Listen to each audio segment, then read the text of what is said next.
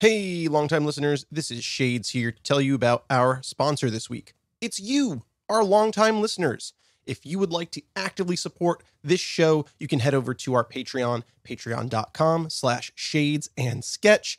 We are looking for 10 subscribers to kick in $30 a month so that we can keep this show on the air ad-free, free of things that you don't care about and we don't believe in. So once again, that's patreon.com/shadesansketch. Thank you so much to all of our current patrons. And we got a lot of cool stuff coming to you over on the Patreon very soon, season 2. Now on to this week's episode. Oh, hello. I'm Sketch. And I'm Shades. And this is Geeking Out with Shades and Sketch. Welcome back, longtime listeners. Welcome back, Shades. Welcome back, Sketch. Guys, every time you join us in our GOCO in a different corner of the Geeking Out multiverse. Sketch, where are we this week? Everything's just a little too small for us this week. Little too small? A little too small. We've been bumping our heads all week trying to make our way around this village. We're not on Dagobah. We're not on Dagobah. We are not in the Shire. We are not in the Shire. We are in the Nelwin Village. Nelwin Village. Enjoying the Nelvish delights. Sure. Is that the adjective? It might be. It might be. The festivals and the magic shows. Saw none of that. It's been a wonderful experience. Wonderful it's being kind. And I give it a C. A solid C. If we're in all the beds I've been short sheeted. Yeah. See what I did there? Yes. That's a size joke. Yeah. There's going to be a lot of that, long-time listeners. I'm a daikini. Yep. I'm a daikini. I'm also a daikini. But here we are in a Nelwin-ish village. Oh, that's like the name of an album, like from the 90s. Nelwin. Two daikini and a Nelwin village. and Ryan Reynolds is on Oh, it. yeah. He's got to be. Sometimes Nathan Fillion. He's one of the daikini. We add him in season 2. Yep. Becomes the fan favorite and they cancel the series. Yep. That's just how it works. It is. So, guys, if we're just two daikini hanging out in a Nelwin village at the magic show, that must mean we're talking about Willow, a long-time listener request. Yes. You are welcome. I didn't even mean that, but it is a long-time listener. It is a long-time and it's listener, also a request that it's been a long time requested.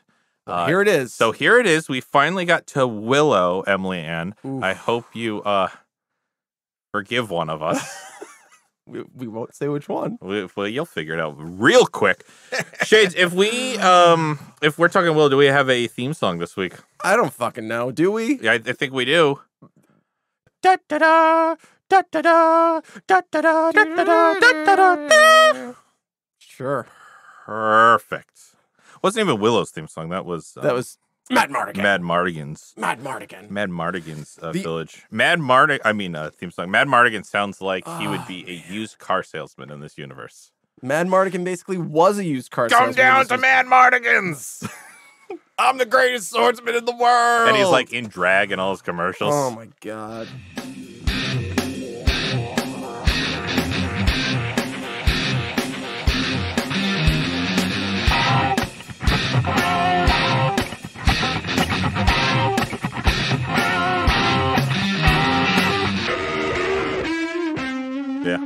Yeah. Guys, if we're talking Willow, we are going to spoil obviously Willow, which came out in 1988. 88. So I was shocked. You had time to see it. 88. I thought this was way earlier. If you asked me to date this, I would say like an 82. Sure. To me, all 80s movies seem so alike. This is almost the 90s. This one's going to break my rule. I was for shocked. 80s movies. We'll get there. Because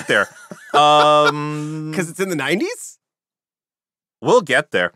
So, what should we start? Should we start with our history with Willow? Sure. Okay. Sketch, why don't you go first? Mine's really easy. Sure. Longtime listener, Emily Ann, once she started becoming a longtime listener, was like, you have to do Willow. You have to do Willow. And I said, what's Willow?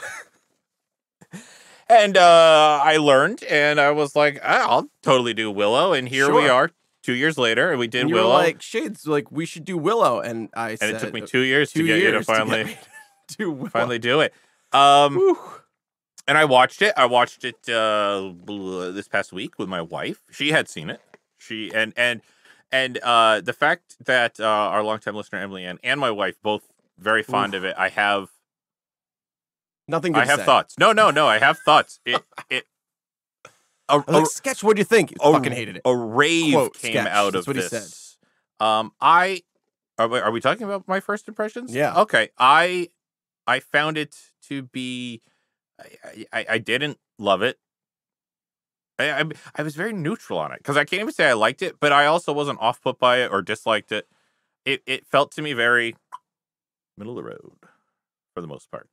I had a good enough time following it along, but I wasn't like, wow, that was Willow. What have I been missing? I definitely, I mean, long-time listeners, you might be picking up on the subtle hints here, but Shades and I have very differing opinions on this. I don't know if that's true. Oh, I feel like you have a strong opinion on Willow, and I have almost no opinion. Yeah, I don't want to step on your history. That's it. Then I came here to the GOCO. Guys, this was a tough one. It took me days to watch this movie. It put me to sleep twice. It's a long movie. It's 2 hours. It's solid 2 hours. It's a solid 2 hours. It's 2 hours. It's actually 2 hours and 14 minutes. Oh, you must have watched when I didn't. I saw a 2-hour version on Disney Plus. Wow, my version was 2 hours and 14 minutes. Oh, man. And that's like with credits and what I missed. Previews. Val Kilmer and Drag. Yeah, I saw that. Hoth not Hoth. Hoth not Hoth. Yeah. Shire not Shire. Shire not Shire. Castle Grayskull, not Castle Grayskull. Yeah. Camelot, not Camelot. Yeah. Two-headed. Yeah, two-headed beast. We'll get there. Out of I just kept calling flying monkey, beast. not flying monkey. Mm-hmm. Yeah. Right? The not flying monkey turned into the beast. The wand turned him into it when he died. Like something like that. fell on him. Yeah. Acid of some kind. We'll get there. We'll definitely get there. And then he fell into the water. And so I must have seen all the major beats. I saw the version that Disney wanted me to see. Right. It's the one that I saw the version that Amazon wanted me to see. Guys, I paid for this movie. As you should, as a consumer of media. My history with this, Warwick Davis doesn't have a huge filmography under his belt. And again, oftentimes when I have a strong reaction to a movie such as this, I don't fault the cast. Mm-hmm. I don't fault the cast. I think Warwick Davis turned in an excellent performance, as did Val Kilmer. Oh my God, Val! We're gonna get there. Rizal. Rizal, like it was Rizal Sorsha. No, Rizal is. Or is that the queen? No, Rizal is like the Gwendolyn the Goodrich that starts off life as a crow. Oh yeah. Oh yeah. You mean as a possum? She starts as a possum. Then she's a crow. The great Patricia Hayes. Man, which one's that? Rizal. Oh, okay. And then Bavmorda was the queen. Was the queen. Yeah. And man, there's just something funny about two old ladies fighting over a wand.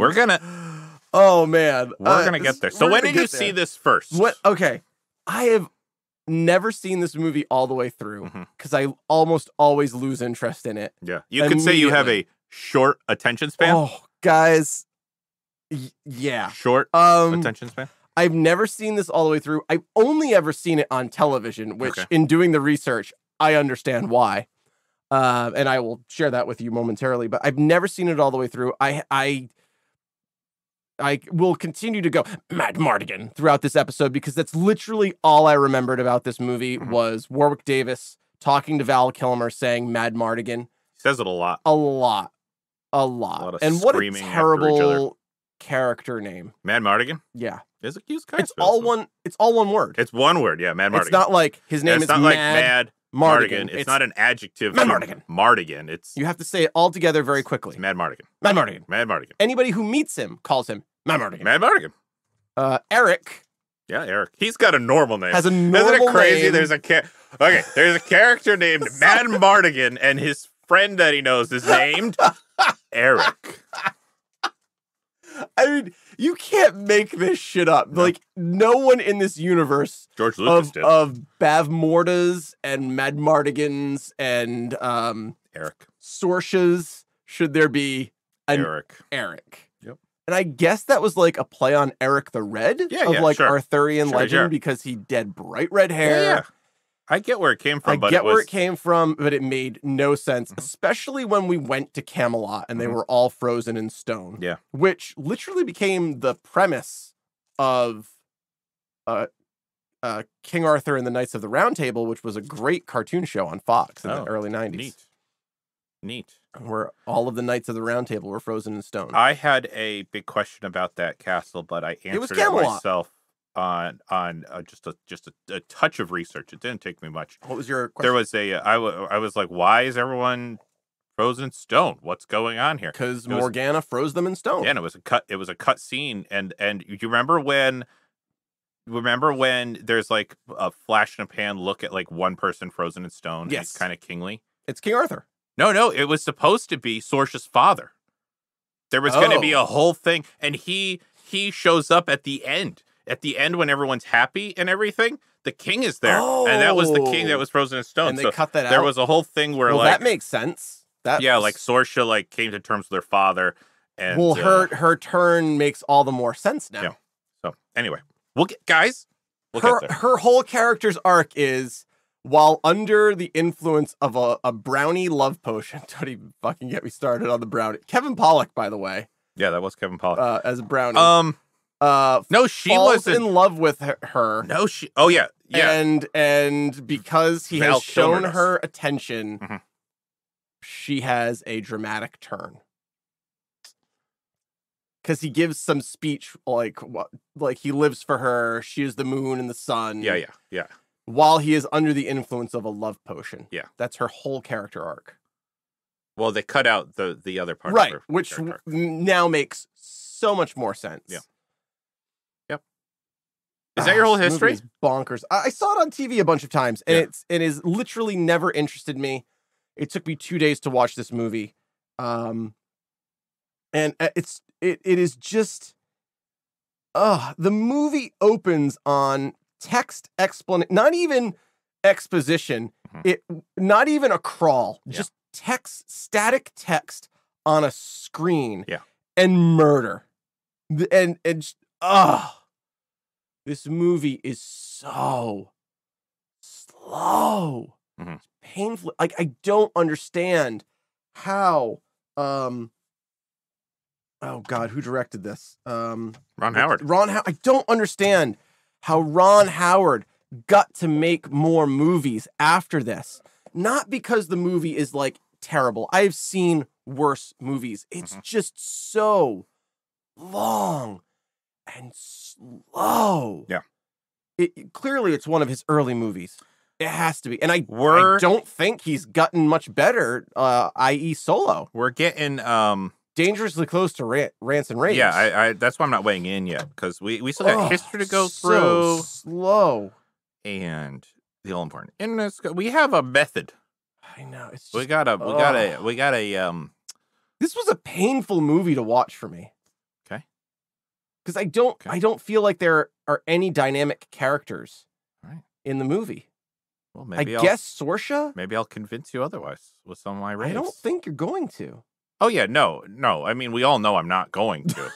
I'm just trying to make playful banter. Here, longtime listeners, you've got one host of the show telling it to you like it is, not pulling any punches, not trying to sweet talk you, not trying to convince you that there was some like redeeming experience about this, and you get another host of the show doing something different. I'm not lying to you here, longtime listeners. I'm in a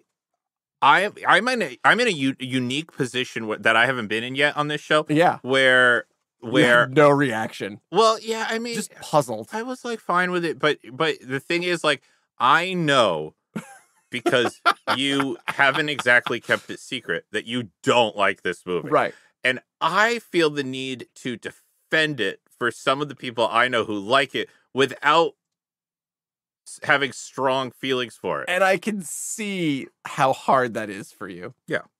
But don't pull your punches. I'm going to do my best to find. Okay. It's funny because I'm going to I really uncovered a rave that after it started as kind of a bit of a joke, and then as I peeled back, I was like, oh shit, this is a legit rave. Okay. So I have legit raves. Yeah, I'm gonna get. Do we start with history or scores? We start with history. History. Okay. This is only episode 60. Yeah, something like that. Something like that. 2 years. I should have this down. Nah. All right. George Lucas One of our tropes. conceived the idea for this film in 1972 and sat on it until 1985. Originally titled Munchkins. Yeah, I did see that. Yeah. It follows the hero's journey much in the same vein as Star Wars. Yep. During the production of Return of the Jedi in 1982, Lucas approached Warwick Davis, Wicket, about playing Willow Offgood. 5 years passed, and Warwick Davis thought Lucas was just pulling his chain.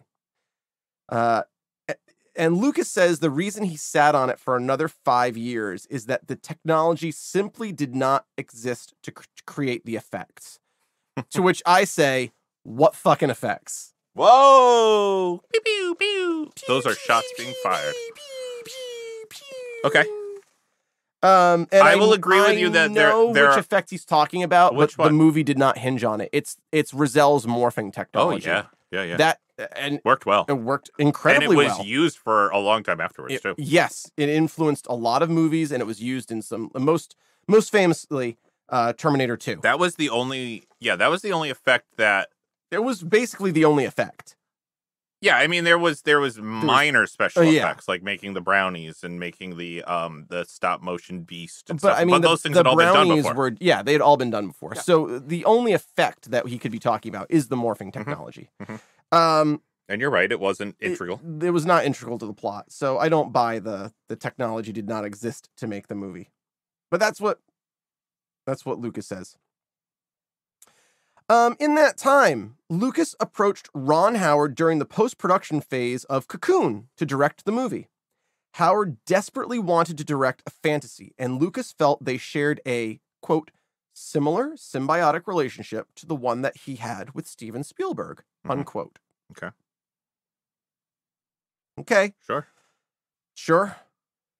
Ron Howard brought on Bob Dolman to write the movie, and if you don't know the name Bob Dolman, that's okay. He ran for president in the 90s. Yes, right? That was him. No, Bob Dolan wrote WKRP in Cincinnati, which is a legendary sitcom of the late 70s, early 80s. Okay. And was an inspiration for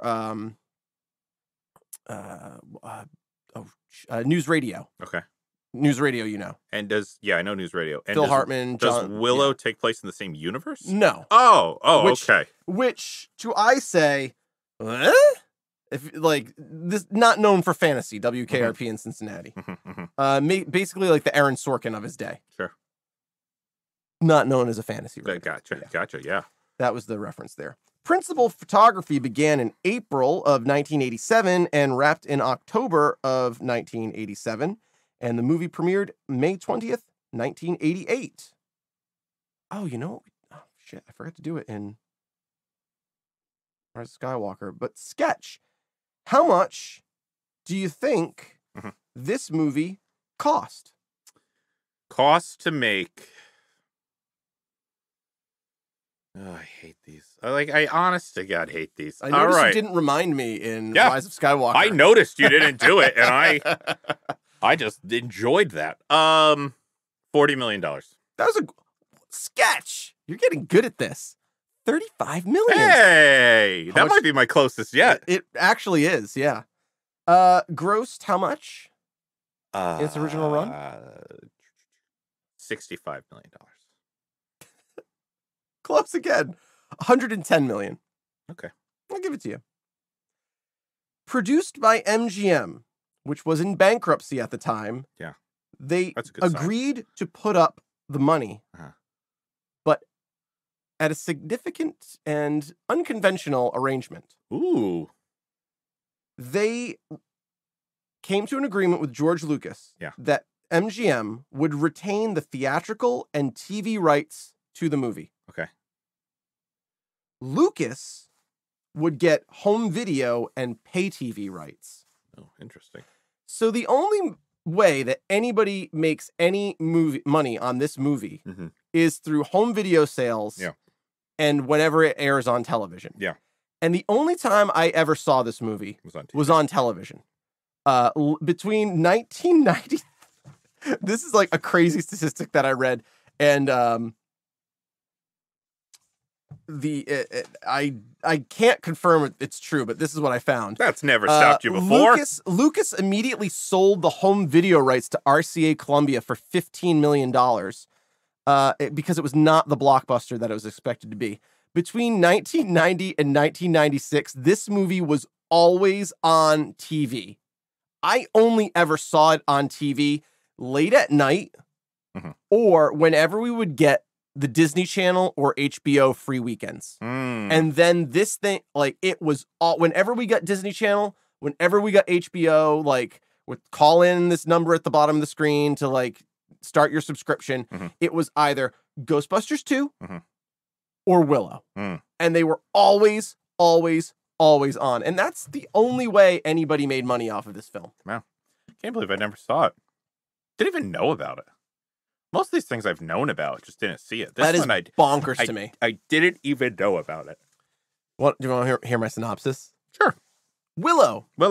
It's basically Lord of the Rings, only instead of a ring, it's a baby. And instead of destroying it, they're protecting it.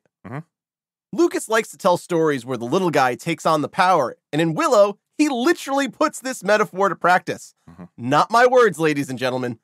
George Lucas's. Yeah. No, I can't fault any of that. It's just a hero's journey for what is he? A Nelwin? For a little Nelwin. He's a hobbit. He's a peck. Day. He's a peck.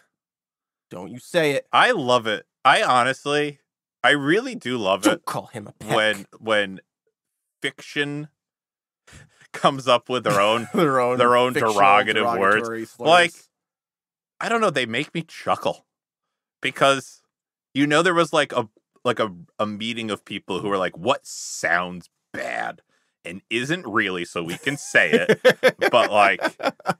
but you just know. Oh peck. Man, it's another peck. To be fair, the Nelwins really did not have a high opinion of the Daikini. No. No one liked anyone. No one liked anyone, including you. So, all important internet scores, or is there? Yeah, all important internet scores. IMDb gives Willow a 7.3. No. Rotten Tomatoes critic score a 50. Fan score 79. 89% of Google reviewers love this movie. They are so positive. I gave it. Wait, I want to guess. Okay. I'm gonna say you're somewhere in the 40s. Wow. I didn't give it that low. Based on all the text I'm getting from you, I am shocked you didn't go lower than whatever you did if I'm guessing in the 40s. All right, what'd you give it? I gave it a 60. Wow. Which is lower than Civil War and... But not by much. And Last Jedi. Okay. I gave it a 60. All right. Sketch. What's your Willow score? I gave it a 78. Wow. High 70s. Okay. It automatically has to be in the 80s because that's where I start. Right. Then it's an 80s movie. Points. And then I came down 2 points. And for me to just generalize my it's because I didn't feel much. I didn't connect with it. I might have felt differently if I grew up with it. I don't know. I know people. I know this movie is beloved to people. It is. And I wish I understood it. I just don't. It's not like a never-ending story. There's like something. There is something Masters of the Universe about this movie. It's gonna pepper into my rants and my raves. So let's. Boy, I'm kind of right in there with like a lot of the scores, like with the 70s and the 70s. And I'm right between the Rotten Tomatoes fan score and critic What'd you score. give Goonies? I don't remember what you gave Goonies. Did you give Goonies lower? Not high. This felt like a Chris Columbus script. No, to it me. did. It felt very. There were aspects of it that felt very Goonies. Very Goonies. Very Masters of the Universe.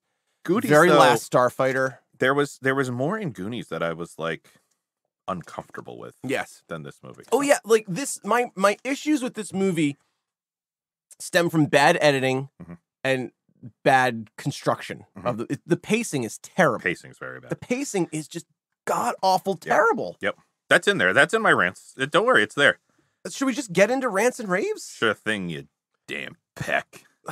You know, if you don't have anything nice to say, Peck's a nice word. No, it is not. It doesn't say. It doesn't even sound nice. No.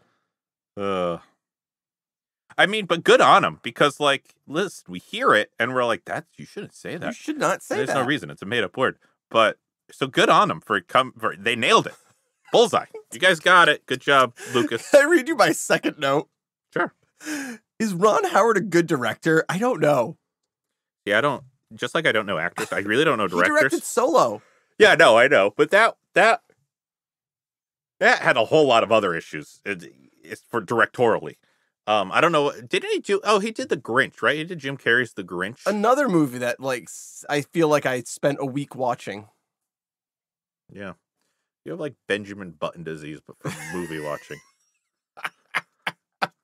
You just keep pausing and are like, there's more time left than there was 20 minutes ago. Wait, this is a great one. The castle sequence is great, and Sorce's turn, though ridiculous, is at least well laid out. But then I checked to see how long was left of the movie, and I was only an hour 35. Wow. Yeah, that castle scene, like, should have been the end of the movie. The abandoned castle scene, I thought, that was it. Was the most the climax. Yeah, that was the most effective. Yeah, like the most competent scene of the movie, right? With the action and the beast, and then it was put together well. Put together well. That was legitimately put together. And then there was still a good 40 minutes left of the movie. She still had to beat the evil queen. And my next note is just yeah. How do you spell that? Lots of U's, a couple G's, and an H. All right. Use a couple G's and an H. You beck. All right. Let's get a trace. Long-time listeners, it makes for great audio, but you can't see the disdain in Sketch's face when he says that. I'll start calling people pecks in real life. Oh my goodness. They're going to be like, I don't know what that means, but I think I should be offended. We have a clear dynamic on this show. I'm the offensive one that nobody likes. That is true. And you're the comic relief that people find endearing. Okay. Don't mess with success. You know what is, dare I say, clever in this movie, though? Is that, okay. You keep trying to put positive spins on this, but if you actually listen to what Sketches, dare I say clever. No, like. Not it was clever. Dare I call this clever. So it focuses on Willow, who's I'll never remember his race name, Nelwin. And I was the one that looked it up too, and I'll remember it because that's who they are. So he's a Nelwin, and the Nelwin are like the classic little people in these fantasy. Yes, but then you meet a whole new race that's even smaller. And like I hated the brownies. Oh my God, I hated the brownies. Worst. But it was funny. No, and it wasn't. Charming. Like when they did the camera angles where like Willow is towering over these brownies, that's a nice little turn on the head of the classic the kind of classic imagery where you're always looking down on these characters, the hobbits. And it was just another character to Nelwins. look down on. No, they were horrible. They were honestly, and basically covered in shit. And well, that's what they called brownies. And also, yeah, did you pick up on that? Now let's bring it back. They're brownies because they're covered in shit. Let's bring it back to Peck. Oh. Isn't it so much better that they call them Pecks because the other word they come up with is brownies, and that's like a horrible. That's already bad. Like Lucas, what are you doing? Come up with a different name for these things. Sketch prefaced this by, dare I say, clever. Oh, the scenes where like it's Gulliver's Travels, yes, and it's sure. all the little creatures. However, they are introduced in the same frame as a naked glowing fairy. Oh, was she naked? Yes, it's so wrong. Yeah, well, The whole thing is so wrong. She's like the fairy of the forest, and they're like the forest creatures. And then Kevin Pollak falls in love with a cat. Yeah, because he has the dust. He has the dust. love potion Yeah, dust. the dust makes him just Jones after that cat. Yep. It makes you fall in love with the first thing you see. Yeah. Yeah. Cat, sword, whatever. War Maiden. Whatever. Yeah. Doorpost. Chicken. And then the first time a brownie shows up is like on the back of a hawk carrying a baby. Yes. Oh, that was one of my notes. I don't have my notebook here with me, but can one a of my hawk carry a baby? Oh yeah, I've seen it many a time. We know that African swallows can carry coconuts. One of my notes was this movie should be called Child Endangerment the movie because that baby, holy shit, should not have survived. Holy shit, this entire ordeal, but he did. She did. What's the baby's name? Alora. Alora. Yeah. Okay. Let's get into an actual rape because that was not an actual Princess rape. Alora and Bav Morta. And there is a character named Eric. And there's Eric too. Fucking Eric. Eric, but useless. Eric felt Did he die at the castle? Yeah. No, in the final not Castle battle. Grayskull. He died. Yeah, he died in the final. Did he die in the final? Yeah, battle? he did because then Mad Morgan takes his sword. Yeah, and kills then the guy with the prop skull. breaks and he has to find another sword. Oh, is that what happened? Yeah, because he the prop broke. He stabbed the I forget the guy's name. There's like a commander. He had like a skull mask on, and like he skewered that guy like 3 times with weapons. Yep. He kept going. That was pretty cool.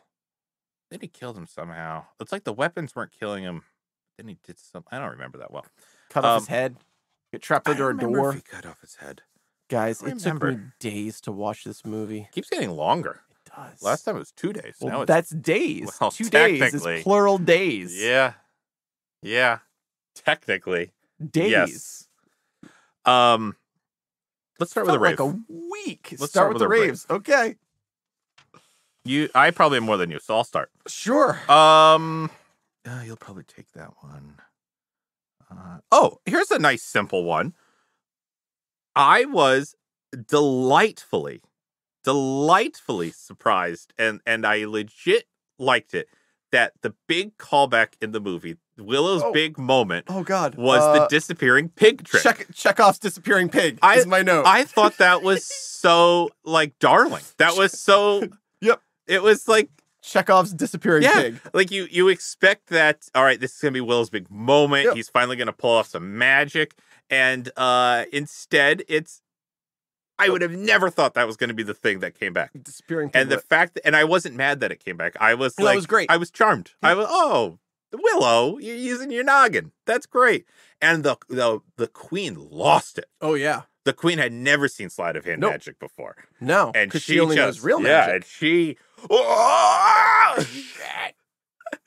But he really sold it, too, because he was like, goodbye, Laura. Yep. Like, and he really said goodbye and everything, and then... Yep. But to which I say, I'll just counterpoint, she was going to do the same thing. Yeah, so she should have been fine with him doing it. Who gives a shit of, like, what dimension the kid is banished to? Whether it's your, like, she should have been overjoyed. It's almost like she was more terrified by his power. Sense. Like, she thought she was the alt, but he was able to do something that she couldn't do. Sleight of hand, Chekhov's disappearing pig, she loses her fucking mind. Like, dumbfounded, and stumbles into her own potion and dissolves into mist? Well, yeah, I think because... What the fuck? I know these are raves. I think she set off by spilling things. That's what she was going to do to Alora. Right. So she got transported up into whatever she was going to send the baby to. But that is the resolve of the movie. The climax of the movie. Yeah. She turns herself into mist. Yeah. What happens to her? Horrible effect. Yeah, it was terrible. In a movie that had that fucking morphing shit. Yeah, the morphing looked good. It was impressive. That was a weak effect. Good. Morphing was good. Yeah, so that's just like a little rave that I was like, yeah, that was cute. That Chekhov's disappearing pig. Yeah. Yeah. Never at the beginning of the movie, never would have thought that came back. That was going to come back in a big way. Came back. Yeah. I did write that down. So good on him. Good on him. Yeah. I mean, I'll kind of piggyback off of that and say the story. Good pun. Yeah. Piggyback. The story and casting. What a great message. Mm-hmm. And we often talk about like diversity in cinema and film. What an opportunity for Warwick Davis. Like and similar people like him. Your greatness isn't dependent on your size or your strength. You feel for this character because like Warwick Davis sells it. And you feel for his struggle because you physically see the inherent hardship, disadvantage, and injustice in the circumstance of life. Everything Warwick Davis does is just moving is a struggle for him. Oh, and in the movie, they in the production of the movie, they pull no punches. Like he's doing all this stuff, stunts, and there's like a scene where he gets on horseback, and that's I don't know if he was in a jig or what. It didn't look it, and that cart chase and everything. I mean, he committed 120%, and it's just like everything is just so hard for him as a person. Like, forget in the scheme of the movie. Yeah. And just what an opportunity. And God, I wish I had better things to say about the movie as a whole, because I think the message here is important. And I mean, I can't think of another movie in which there is a leading part like this. For someone like Warwick Davis. Which is why I'm like, why is Val Kilmer top billed? Why is Val Kilmer top billed? Is the number one character in this entire and it's entire thing. Arguably the way the movie unfolds, Warwick Davis isn't the main character, but the movie is named after him. Like, he is supposed to be the main character. He's our point of view character. We're on his journey with him, and everything we see is because he's seeing it. So and I think the movie, it's like the experience of making the movie, the fact that it exists is really special. And part of my issue with this movie is that it's not better. Because I think that had this movie performed better and been produced better, that there would have been more opportunities. Like, what else has Warwick Davis done? I don't know. I don't either. Yeah. Played Wicket in Rise of Skywalker for like 2 seconds. Yeah, he's I think he's in one of the Road Warrior movies in the Star Wars, and almost all the Star Wars movies he plays. So a character. I'm upset that this movie is not better. I think I agree with you. I think he did a good job, a really great job. The Nelwin. I mean, I hated that one, but it's the one you're supposed to. Yeah, hate. the one. But like the what's his name? Warriors. I can't think of what his name was. They're all like. Oh yeah, there was like the elite guard or the elite warriors. Let's see some of that. The wizard. The wizard was awesome. He was awesome. He was a fucking awesome wizard. And then the guy that you're supposed to hate, because I hated him. Yeah, I hate. What was his fucking name? I forget. It was another like nonsensical fantasy name. Yeah. But then in the end of the movie, he gets shit in the mouth. Yep. That's okay. Comeuppance. I wanted more comeuppance. He literally gets shit on. Yeah, no, he does. It's great. But like he also in this fantasy world like lives in an era where I imagine people get shit on him a lot, like by the animals. So it's like not as sure. I wanted Willow to come back and be like, hey, remember when you said you were gonna own my farm? Fuck you. Well, now I own your farm. Boom! You know, like, because like the queen has said that, or whoever's this is Lord of the Rings now, and I never have to bow to anyone ever again. Yeah. Bow to me. I wanted like that for that guy, but he got shit in the mouth, so that's fine. That's better than nothing. But the other thing is, what I like is, you know, like when you look at Lord of the Rings, because it's the obvious thing that you have to compare it to, you know, like what's his name? Not Bilbo, but the Frodo. Frodo. he's tasked with bringing the ring to the mountain because Right. they can't be corrupted the way men can be and Right. stuff like that. So it's like a racial trait. Sure. And even when you watch like the Hobbit movies, like they bring Bilbo along because like he's supposed to be like sneaky and be able to get around things and blah blah blah blah blah blah. Like that's why Gandalf. So it's like another thief. It's another. That's the implication. He's a good thief. Yeah, He's yeah. got tiny hands. And it's another racial thing. But in Right. this movie, Willow is pure of heart. And he wins the day, or his portion of winning the day at the end has nothing to do with his race. It's him. It's only him. Only Willow could have done that in that last moment. And so I like that. That's a nice little strong agree. Where it could have easily been that's a t-shirt. Chekhov's disappearing pig. Chekhov's pig. Disappearing pig. Like the easy way out would have been like, oh well, he has to do something that only someone small can do. Nelwin, yeah, he has to crawl through an air vent. Yeah, but no, he did something that only Willow could do. And when I was not expecting that at all. I agree. Now that we've done all this stuff for like 60 episodes, I'm starting to really see things coming, and that one I did not see coming.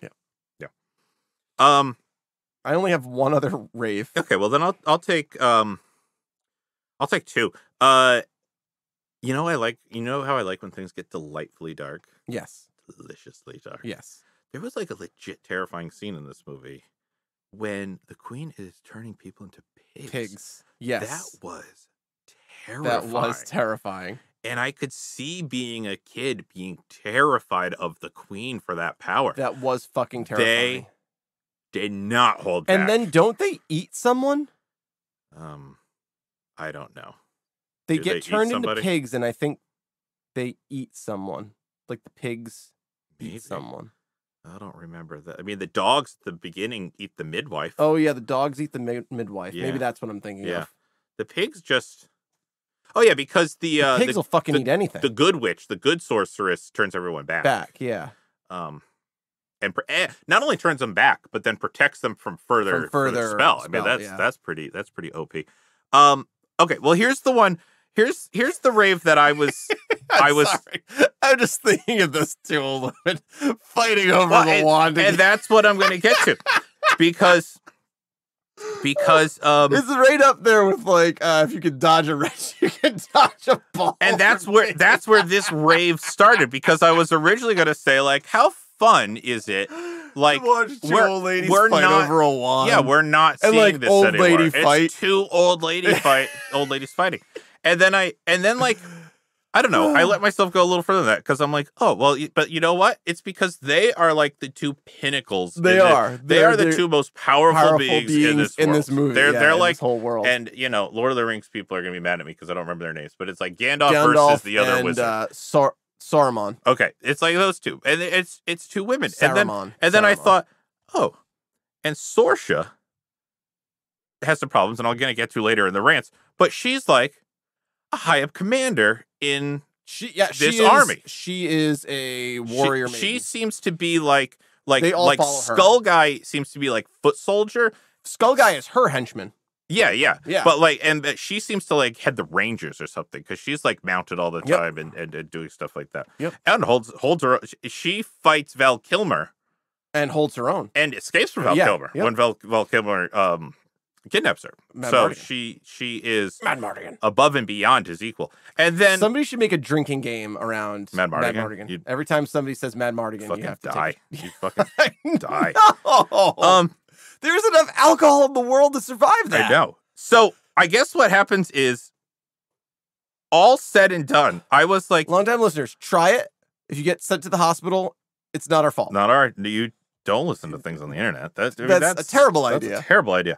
So what my rave, which is going to start with just two old ladies just having like just a great old slugfest, like magical slugfest, which was great. It was a good wizard fight too. It was a great wizard fight. Fire and frost, and they're dropping set pieces on each other. It was great. And at one point they just get like physical, like magic isn't working, so they're just like. And they're not like rolling around on the floor. Slappy. They're like pushing each other. Yeah. And it was great. It got physical. But what I kind of ended up with going on this magical journey myself was that I was not expecting this from this movie, but this There are some real gems here. there's some real gems, and there's like Unfortunately, they're buried in a 2-hour and 14-minute sure, but snooze fest. we talk about this a lot. Where like representation. Yeah. Oh, yeah. I'm right there with Women come out in this movie really well. This is a good society. This movie, fantasy-wise, this movie passes the Bechdel test. Yes, the Bechdel test. 2 female characters have to have a conversation, not about a man. Yeah, it passes with and flying colors. And so it made me think like, okay, Emily, Ann, the person who requested this, obviously loves this movie. Yeah, my wife really likes this movie. I guess it does deposit a really I understand. There's a great movie buried under all of this bad direction and pacing. Because there's nothing in it that's like, oh no, the greatest wizard is a woman. It's like no, that's just the fact. Yeah, it's a non-issue. Exactly. The 2 most powerful people in the world are women, and everyone else bows down to them. That's like the shocking thing here. For like there's something special here. And it wasn't treated special. There are it wasn't handled well at all. There are a lot of execution issues, which we're going to get to soon. But I just had to say that because I'm right there. I agree, strong agree. Came to that starting with Old Lady Slugfest, and then I was like, wait a minute, yeah, we don't see old ladies slugging it out a lot, and we don't see. Especially in this genre, the hero. I mean, on the other end of the spectrum is Masters of the Universe, which is just like a meathead with rippling steroid-induced muscles, who can't say his lines. Yeah, and that's the norm. And very scantily clad maidens and stuff like that. Exactly. And there's none of that in this. I mean, the queen almost looks like a nun. Like all she is that one little window pane. Sorsha also is not like Sorsha is dressed armored. in chainmail. She is a warrior. Yes. And what I can't remember her name. She's an animal for most of the Rizal. She is naked at one point, but it makes sense because she was an animal. It's just like when Beast Boy comes out of his form. So, but it's not gratuitous. She also doesn't know she's an old woman because she's been trapped as a long time, possum for so long, long time. So at one point she says, "I'm a beautiful maiden." Does she change me into a human? And like I'm beautiful. You'll see. I'm young and beautiful. She doesn't know she's old. No. She's been a possum for a very long time. He keeps trying, and it's just different animals. Yeah. I mean, at least he was that effect was great. Making animals and not like gross homunculuses that like go inside out or something like that. I mean, he starts this movie with very little magical ability. 0. And he ends this movie with very little magical ability. Slight magical ability. It's not him, it's the wand. Which is fine. He is able to make that apple into a bird on his own. He has, that's at the very end of the movie where he's been given the magic book and he's studied. Yeah. He's starting to learn the knowledge. What was I going to say? Oh, his power is his strength of character and confidence.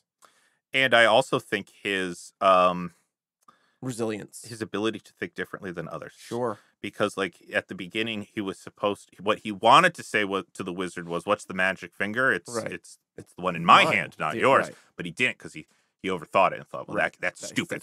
That's stupid." But he should have gone with his gut. And then at the end, it's the same thing where he's thinking outside the box. He's going to beat the all powerful magician with a parlor trick. Yep. Yeah. And then the ladies. The lady Slugfest. Lady Slugfest and Sorsha and even and even have the whole it centers around a baby girl, a princess instead of a prince. Yep. The fucking midwife who spirits her away and protect. For starters, the mom basically like spits in the queen's face. Yep. And is punished with death. And this is a movie with really strong written women and who are lost in like scenery chewing and pacing issues. Yeah.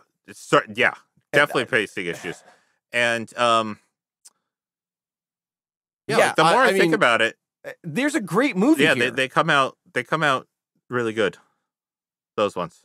I mean, they've talked about a series or a reboot, and I'm afraid of what they'll do to it.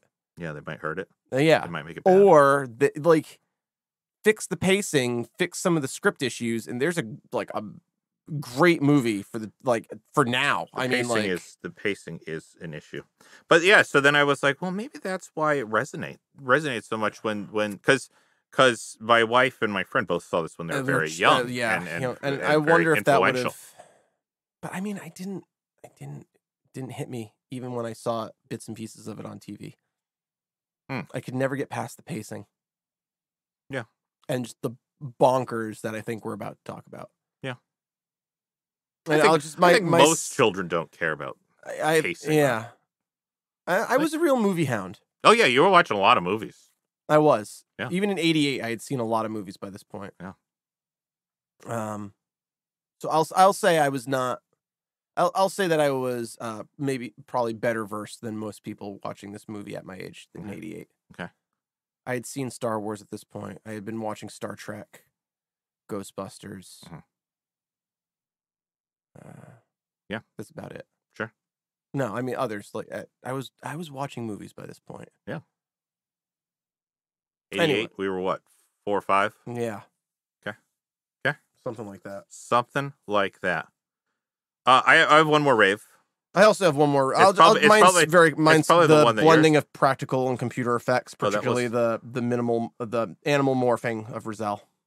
Yeah, that was good. Really impressive. And that was a computer matte scenes, like the matte paint. Yeah, the matte. Blah, blah, blah. The matte paintings. Yeah, because they do that in Star Wars a lot too. Yeah, it's just and backgrounds. One of my first notes was it's a great look. The backdrops are gorgeous. Yep. in this movie. This is fantasy coming out swinging. Yep. As far as backdrops go. My last rave swings and misses. My last one is Val Kilmer, because the movie got infinitely better as soon as he showed up. Yeah. He had a magnetism to him. He appears in a cage. Yeah. And the movie immediately picks up. Yeah. And he's in a cage. Yeah. And he's got such energy. Yes. When he gets out of that cage, that was great. Yeah.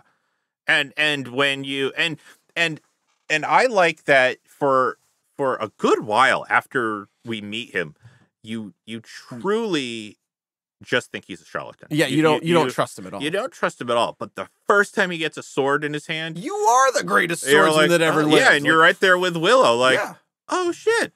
And you talk a big game, but you're legit good at this. You don't underdeliver. No. And it was nice to see that. And he never lied. He says he'll take care of her, and he does, except when the brownies steal her. The brownies steal him. That's not on him. It's not on him. Nope. The brownies steal her from him. That it was not his fault. And he does everything in his power thereafter to protect Willow and Alora. And he leaves in a huff once or twice, but he always comes back. Even when he's captured, when he's no longer under the spell, he follows. Like, oh yeah, I guess I felt this way, but I probably wouldn't have acted on it. Like I said all those things, and then when he's saying that, it's almost like it's not that he didn't remember saying it. It's like he almost didn't believe that he actually said it because he thought it.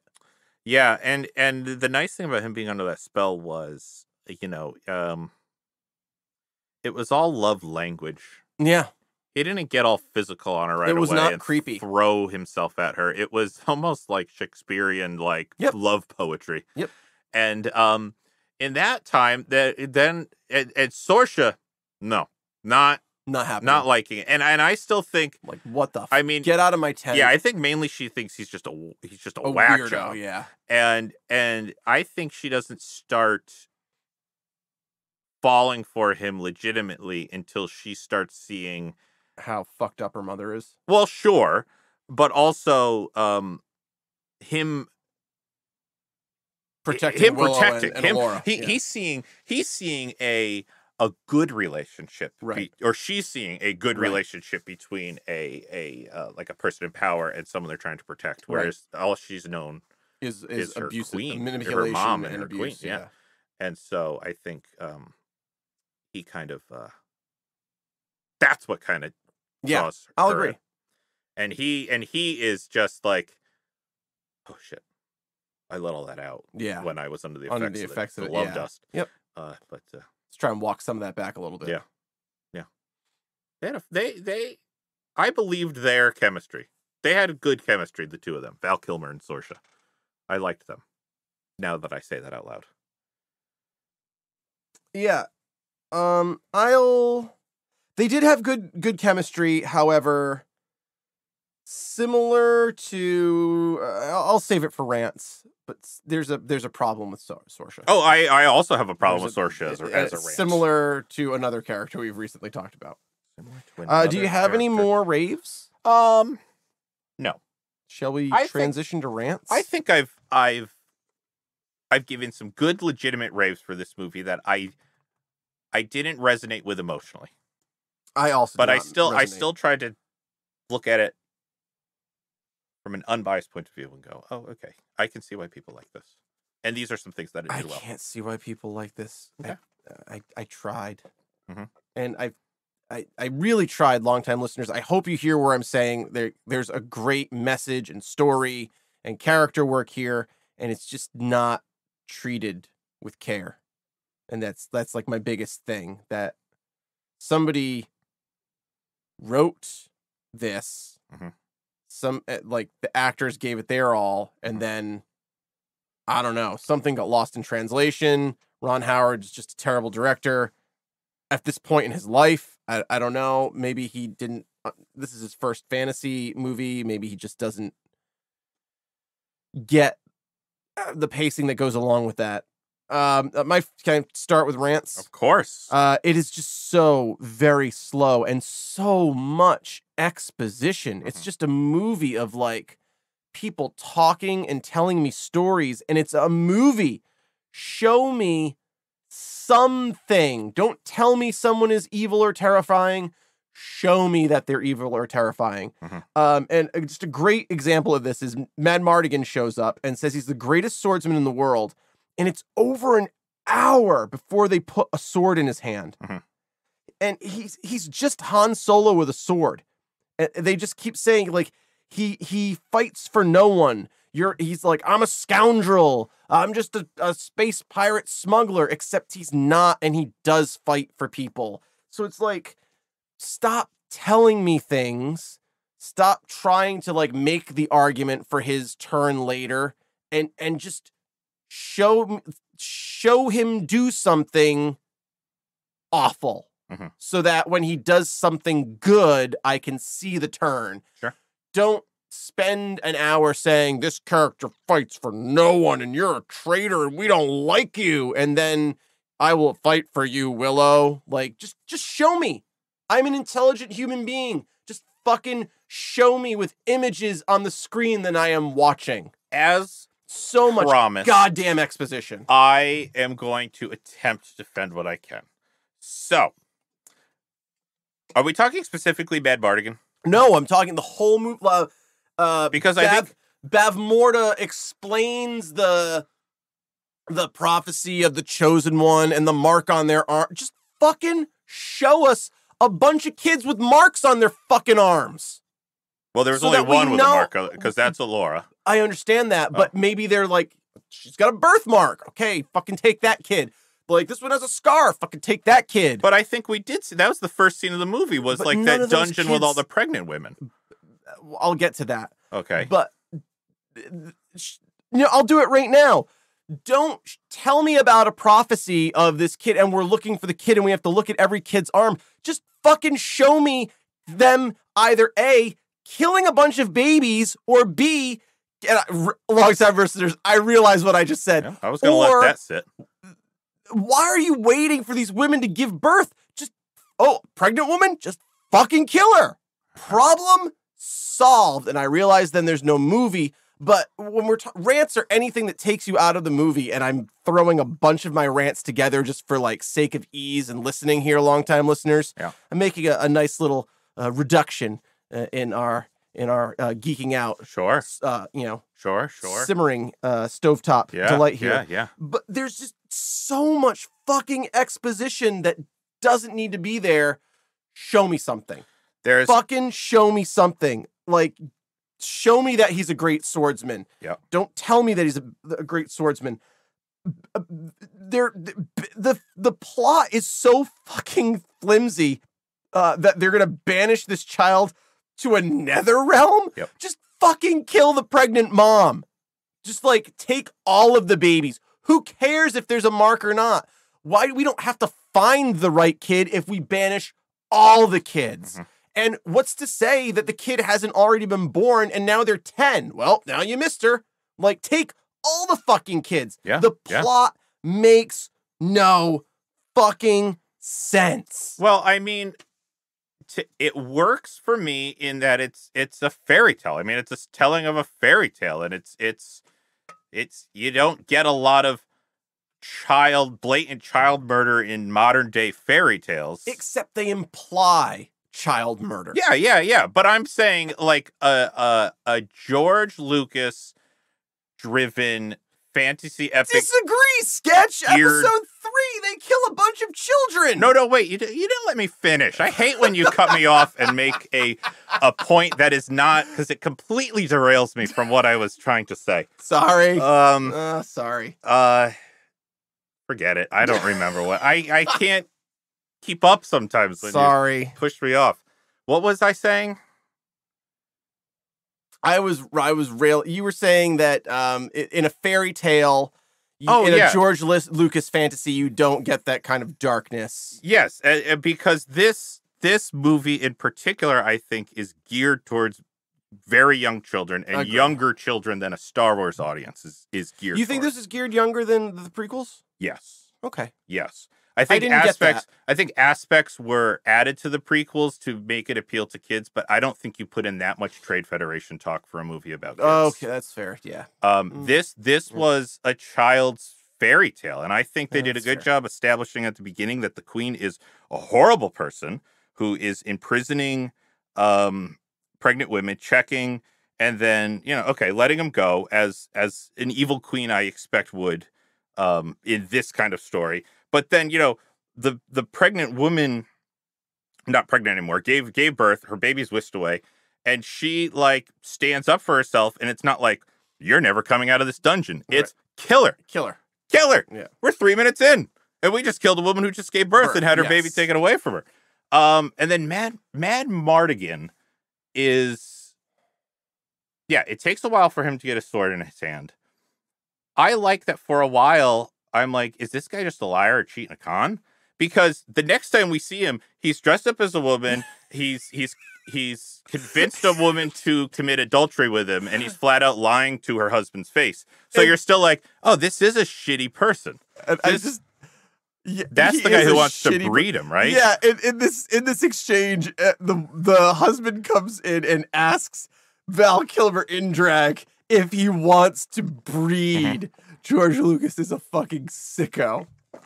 It's very it's very and then we have the cart chase, and that saves Willow and Allura, but you're still in the mindset of like, well, this could still just be Mad Mardigan saving his own ass. Yes.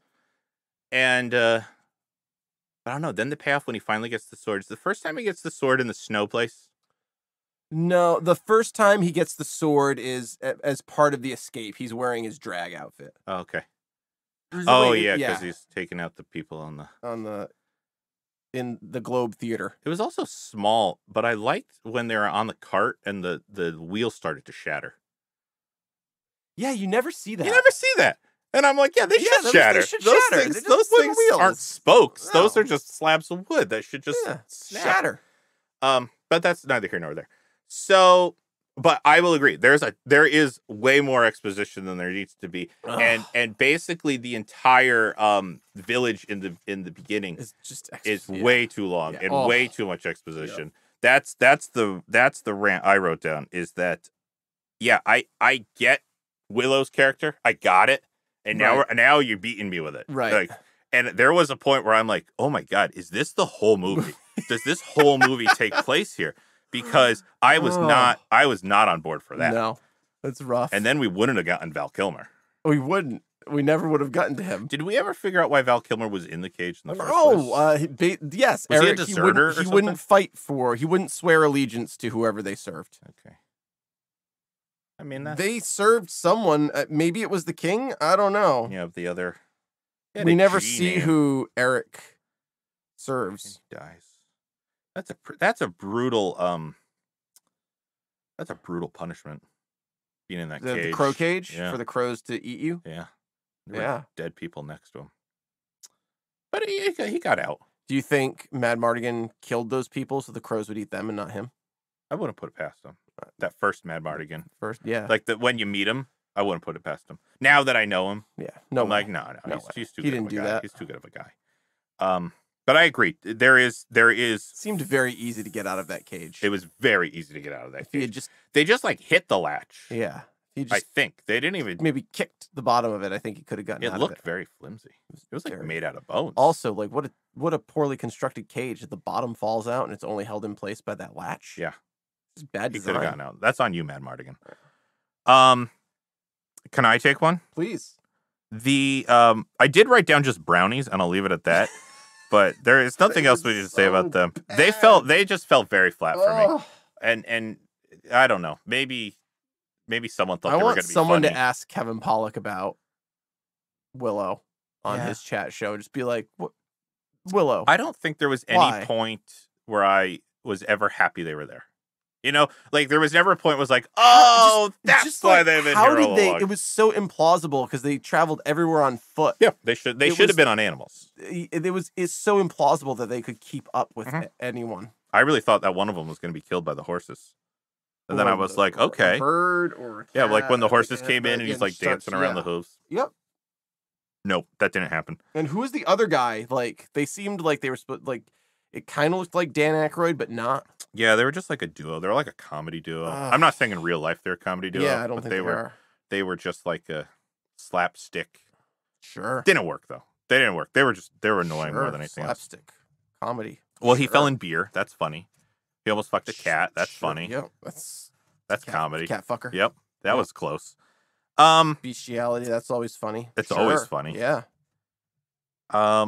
Let's talk about Sorsha for a second. Great, let's talk about Sorsha. Because I did like Sorsha, and I liked her relationship with Mac Mardigan, like the reluctance and the fact. I love that you keep changing his name subtly every time you say it. Is it Mac Mardigan? It's Mad Mardigan. Oh yeah, I wrote Mac here for some reason. And then look, I wrote Mac up there too. Yep, and then I think I've called him Max Mardigan too. You've called him Max, and you've also said Mardiger. Okay.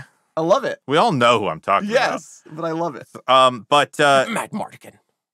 But her story pretty much ended as soon as she gave into her feelings with Mad Mardigan, Mr. Mardigan, and Max. And she had that scene at the end with her mother, where she like confronts her mother, right. But it wasn't enough. Right. That should have been her big moment. That should have been her big payoff. Yeah, and I'll just piggyback here that her motivation and turn and lack of redemption is troubling because she is complicit in the capture and murder of women and children. Yeah. And she seems unremorseful for that. Yeah. Well, it's why I'm happy that Ben Solo died. Oh yeah, he could not return to the light after everything he had done. It seemed as though like her mother is gonna throw her into the spikes, and Rizal saves her. Mm-hmm. I think a more fitting end to that character would have been her death at the hands of her mother. Sure, trying to protect Alora, because then that is redemptive. But instead, she lives out the rest of her life as Mad Mardigan's fuck buddy and the baby's surrogate mom. Yeah, I guess so. I guess they kind of adopt Alora. So, I mean, that's kind of self-motivation, right? So, or like, yeah. So I think we're at a real disadvantage that they cut out the whole arc with her dad. father. I was unaware of that whole arc. And that's a much more influential helped turn. A lot. Take all the brownies out and put that in. Like, yeah. Or take out 15 minutes of the village. Anything. At the beginning. 15 minutes of anything for that. It just adds so much clarity to her story. Yeah. Yeah. So it's like what you were saying, where there's something good there, but it wasn't handled well. Sorsha There was something good there. Yeah, there's a great And character arc. and she had a great start. Yep.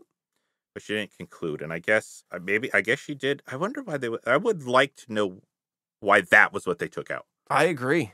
It's just troubling. Is there a director's cut of Willow? I'm not willing to. Longtime listeners, if you love this movie, is there a director's cut of Willow? I'm not willing to watch it. We know some of you are longtime listeners. Love this If it exists, I'd like to know. Do you have another rant? Yeah, and we've touched about it a couple times. That scenes end abruptly. Like nothing breathes. Nothing exhales. Everything is over. Next scene. Yep. All right. Why? It was so frustrating to me that it was like, and maybe that's part of the pacing issue and adds to what makes it feel long, because you're right, nothing breathes. No. Like your brain never has time to process what just happened. Like it takes a while to get going because you're in the village for so long. And then once you get going, it's like, oh shit, we're late. We got to just get through this. Let's get through this. We're an hour and 40 minutes into this movie, and we've still got 20 pages left to film. Get that man a sword. He's a sword fighter. Get him a sword. Get him armor. Get him to the castle, and we got to get to 2 more castles. There are 2 castles. There are 2 castles. And we gotta get back to Eric. And we were just in like the lowlands, and now we have to get to the mountains. And we gotta kill Eric. Desert. We gotta kill Eric. It's gotta snow. Everyone's gotta be pigs. Eric. You're gonna turn people into pigs. We got a lot to do in 20 minutes. In 20 minutes. We got 2 old ladies. We gotta slug it out and do a pig trick. And then we can button this thing up and head home. And then there's still 10 minutes of the movie left after that. Willow goes home. They go back to the Shire, not Shire. We got to shit in a guy's mouth, and then credits roll. That's like, boy, could we have taken out like a little of the farm speak at the beginning of the movie? And it seems like we're rushing it, but that is literally how the movie progresses. Yes. It sprints. Oh. It sprints. I would say once. Where does it? Once Mad Mardigan decides he's going to protect Alora and Willow, it's just a mad dash from that point. That's the mad in Mad Mardigan. Yeah, it's a mad dash again. Where's the beginning of the movie is like Willow, where'd you get these seeds? I'm the only one who sells seeds. Well, we found these seeds in the forest. There's nothing illegal about that. At the end, it's like, okay, old lady fight, pig trick, bird shit, everything, go. It was just a pacing issue there. It really, really is. Guys, it's called editing. You shoot the scene. You know what it is? It's clearly, now that I'm looking back on it, it is clearly a movie that was shot sequentially. Yeah. Going from location to location to location, like they shot the movie. Yeah, and they're running out of time. Yeah. I can see that. That has to be it. I could see that. It has to be it. And there's virtually no editing involved, or it was all in-camera editing. Yeah. Yep. That has to be it. That's it. Those are all the rants I did. Yeah, no, it very much feels like that. We were really taking our time at the beginning. Right. Towards the middle, we were like, all right, now we're picking up. Shit, and then it's like, oh my God, we have 40 minutes left, and we're a third of the way through the script. Or they were only, because we know that there was no, MGM was in bankruptcy when they made this. So, like, maybe they literally only had no time, no fun. 2 hours and 20 minutes of film, and the final cut of the movie is 2 hours and 3 minutes. You know, it was kind of fun. Maybe I haven't seen enough of these movies with a giant monster, but I do like that the way that the monster fight. Yeah, and the way that there was something very Princess Bride about it. Yeah, I have seen Princess Bride only once though, and I can't remember it that well. But you're probably actually confusing that with Once Upon a Deadpool. I might be. They're very similar movies. Very similar movies. When the fact that Mad Mardigan kills it by like stapling its mouth shut with his sword, and then it blows up trying to fight. Yeah. I liked that. It was great. That was nice. That was a nice. I think that was that castle fight sequence. That sequence was the best sequence of the movie. Yeah. Maybe it's just because we're dudes and that's what we like. Just it was guys. so well thought out that he like No, he it's- sets up all the different. He's one guy fighting an entire army. And he just sets taking all an the abandoned castle and like everything that he sets up. Yeah.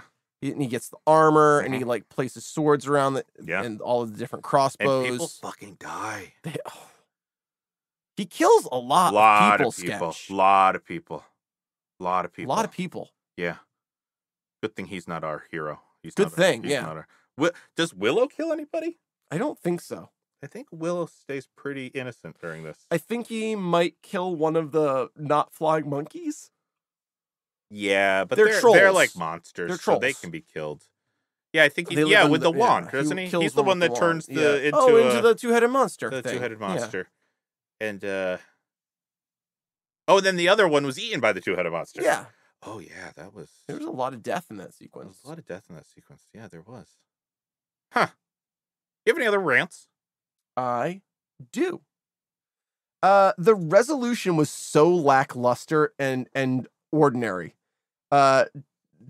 Chekhov's disappearing piglet, and while it was a rave, it's also a rant. Oh boy. For me, because it is the movie is so madcap and haphazard, and just frenetic, and then it's the brakes are slammed. They are at this hard, and it is jarring, and too much emphasis is placed on something so coincidental. Yeah, it's not a big setup that leads to her death.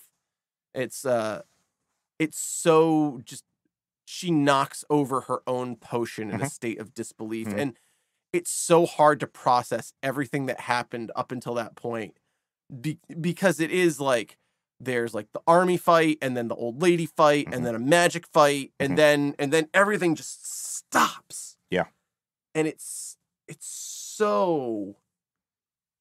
It is the least climactic thing of the whole movie, with the exception of like the farm jargon at the beginning. Her death will pepper into my BQ, so I'll wait to weigh in on that. But yeah, I still like the little piggy. Sorcha needed a bigger thing. The old ladies are the MVPs of the end fight because they're just slugging it out. I imagine it's what like quilting circles are like when like a specific color is gone or something. I know a whole bunch of quilters that you just offended. Do you? Yeah. Like old lady quilters? No. Oh, yeah, that's what I mean. Like old lady quilters. Did I ever tell you about one of the previous? This is such a tangent. One of the previous times I was in Vermont, it was like National Knitting Day. Holy shit! Yeah, and they like had a whole big tent set up on the in Montpelier, the Capitol building. Yep. They had a big tent set up, and there was I've been there. There's probably like 20, 25 like little old ladies just knitting. And you were like, come in and knit with us if you'd like. I've been there for the Festival of Freaks. Oh, the Spring Fertility Festival? No. Oh, I've been there for that. But you know it's so Vermont. You know it's so wonderful. Spring Fertility Festival. Yeah. Kind of stumbled across that one. It was a trip. This was a different trip with World Knitting Day. But you know what I learned coincides with World Knitting Day? The Vermont chapter of nudist bike riders have their annual trip to the Capitol. So about 30 to 40 nude Vermont bikers drove right up to the state capitol, right past all the little old ladies knitting. Wow. And they're all like, hello. And like one of the old ladies was like, oh, you must be cold. And he was like, hey, you should knit me something. And it was just quaint. Anyway, I imagine that this end scene is what that's like when they run out of a color of yarn or something. Because they went all out on each other. They did. Sorcha needed a bigger thing. I'm okay. I won't disagree with your rant, but I also won't get behind it. I was fine with the Queen's inevitable demise. It had to happen. It had to happen, and I was okay with the way it happened. I would have liked to have been more purposeful. And then what's his name get shit in the mouth at the end. What? That's like the last thing that happens. It really is. Yeah. He goes back to town. Like, everyone's happy he's back. Apple into a bird. He throws apple to a bird. And the bird shits in his guy's mouth. And it maybe it pans to Willow. And he's like, yay. And then it's fine.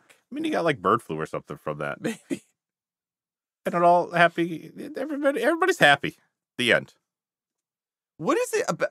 That's a big question. I guess it's not. Well, I think we're at big questions. Great. This is the perfect time for big questions. Do you have any BQs? This is organic from what you just said. What is it about the worlds that George Lucas creates that they are just populated with terrible parents? I don't know anything about George Lucas's childhood. Did he have? I don't know, but like all of his characters are terrible parents.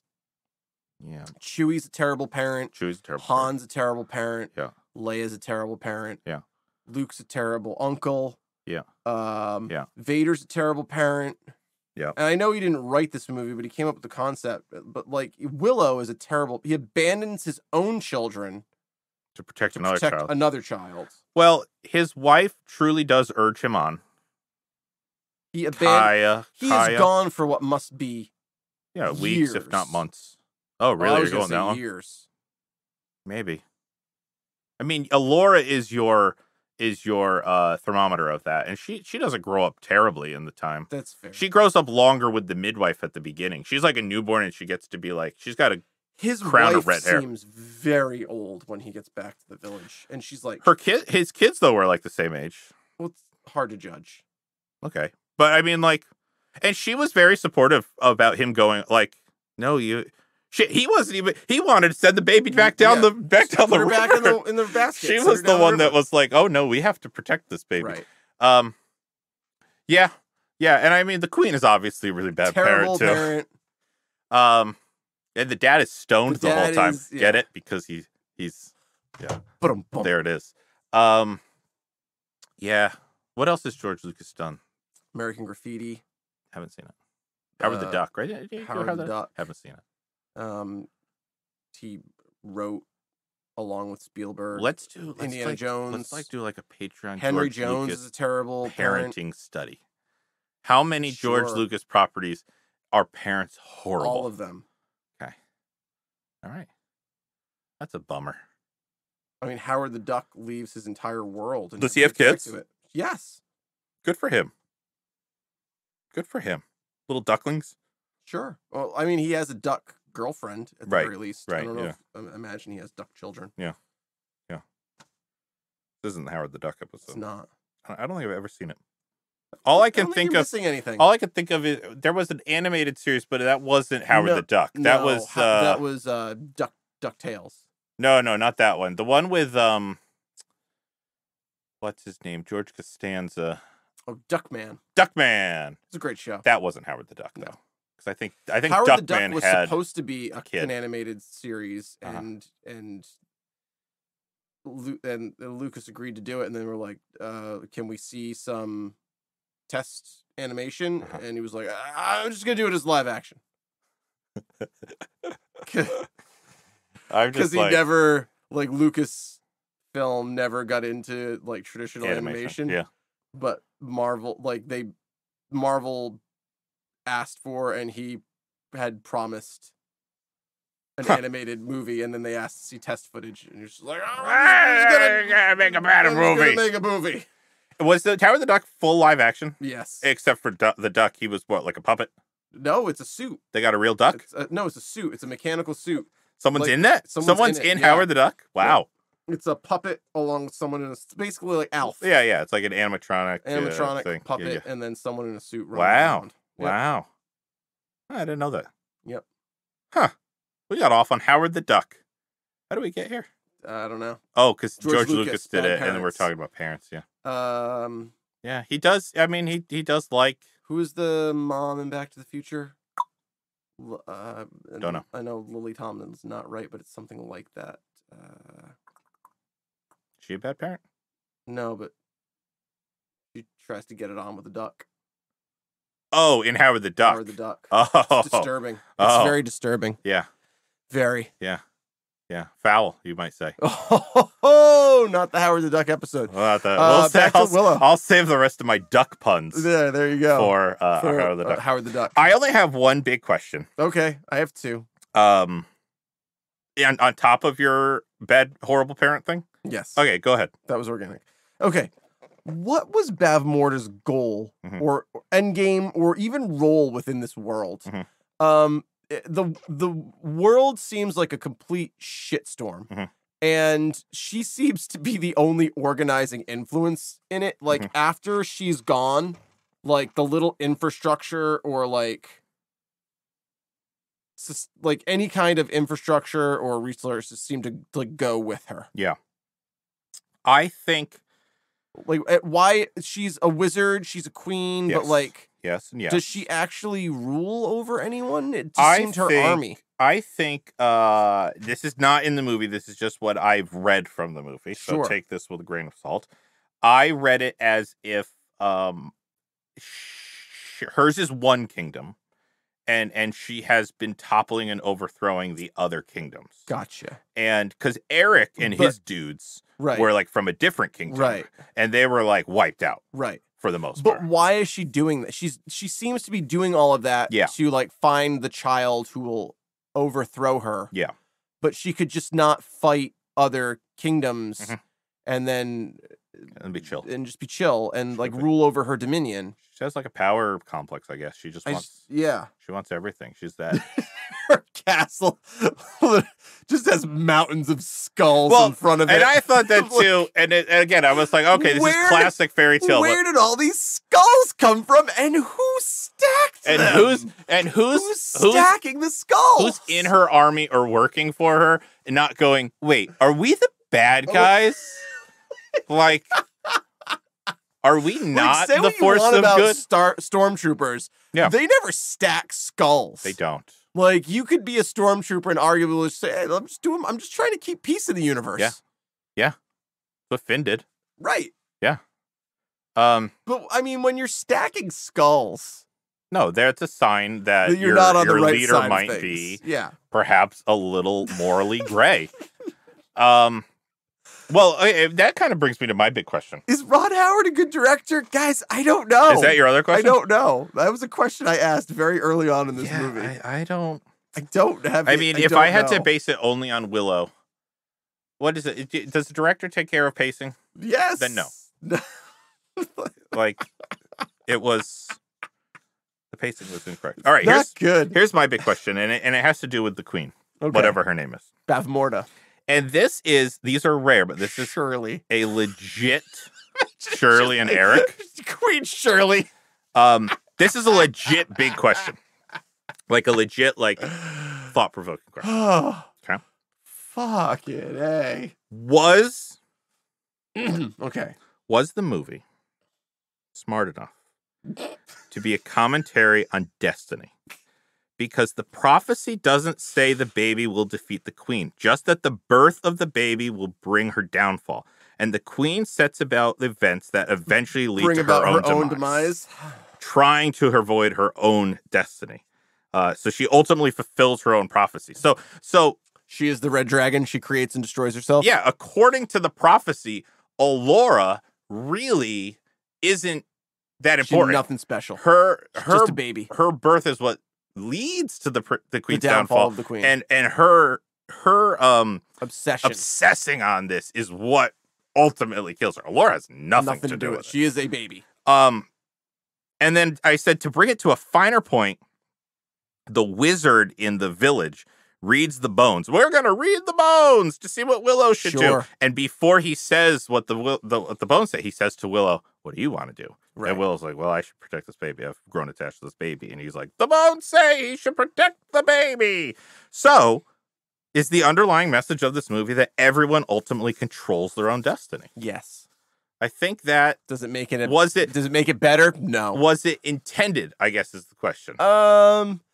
Probably. Just like there are great characters and motivations and story buried under just garbage pacing and direction. So sure, I will go out on a limb and say that yes, that was the intention.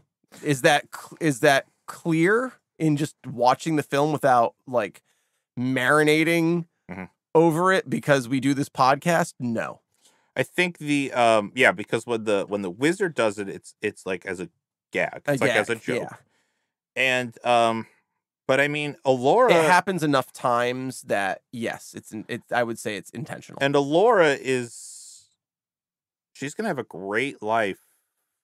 She's like set up to be this. She's gonna savior, have very but comfortable. She did nothing. And she didn't have to. That was never the prophecy that Right. she was going to. It was misinterpreted. She's gonna grow up, and everyone's gonna have all these expectations of her, and she's gonna probably be a terrible leader. Yeah, I mean, is she the new queen? Is that what we're like? Is she gonna grow up to be the new queen? Yep, that seemed to be the the direction that they went. Yeah, raised by Mad Mardigan and Sorsha, murderous lady, warrior maiden, and a cross-dressing adulterer. Yeah. Are you the adulterer if you're not the married one, or are you coercing someone into adultery? I think you're the. You're morally not in the right. I just don't know the correct term. Adulterer. I think it's still an adulterer. Adulterer. Okay, so he's an adulterer versus the adultery. Sure. I think they're. I don't know. Hasn't come up a lot in my life. No, me either. So I haven't really needed to know the terms. Yep. All right, so there you go. Willow is about. If you're an adulterer, write into the show. Let us know. Yeah, what is the correct? What is your preferred adjective for your guys? This is a rough movie, but this has been a fun episode. Your despicable act. You have any more BQs? Just one. What is it about this movie that makes it so? And it is beloved. What is it about this movie that makes it so beloved? Mm-hmm. It's not terrible. Mm-hmm.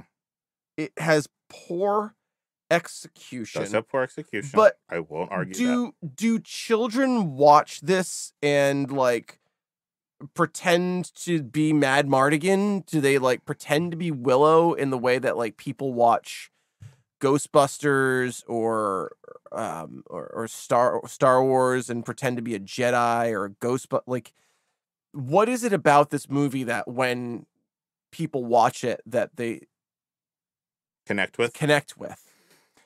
Because I don't think kids are running around like playing Willow. Do you?